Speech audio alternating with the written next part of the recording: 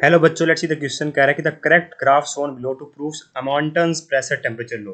तो Amontons pressure temperature लो क्या कहता है बेटा कि pressure of an ideal gas varies directly with the absolute temperature when the volume of the sample is held constant.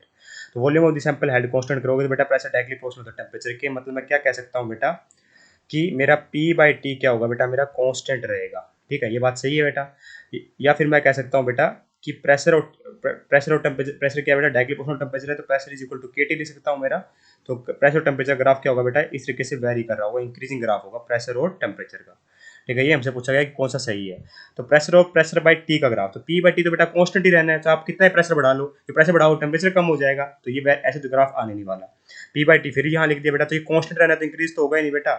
यहाँ pressure constant कर दिया, ठीक है, प्रेस और पी बाई टी बढ़ा रहे हो तो पी बाई टी बढ़ाओगे, क्या प्रेशर कांस्टेंट रहेगा पी बाई टी बढ़ाने पर? नहीं बेटा, मेरा बल्कि मेरा क्या रहता है बेटा, मेरा पी बाई टी कॉन्स्टेंट रहता है। तो पी बाई टी कॉन्स्टेंट मुझे दिखाई दे रहा है ऑप्शन नंबर फोर्थ में। यहाँ पी बाई टी कॉन्स्टेंट नहीं बेटा, यहाँ प्रेशर कॉन्स्टेंट दिखा दिया, तो इसलिए ये भी इनकरेक्ट है ना, ये भी इनकरेक्ट है। अगर पी बाई टी बढ़ाओगे तो मतलब क्या है बेटा, पी बाई टी बढ़ाओगे तो क्या बढ़ रहा है बेटा, ये तो चीज कॉन्स्टेंट है।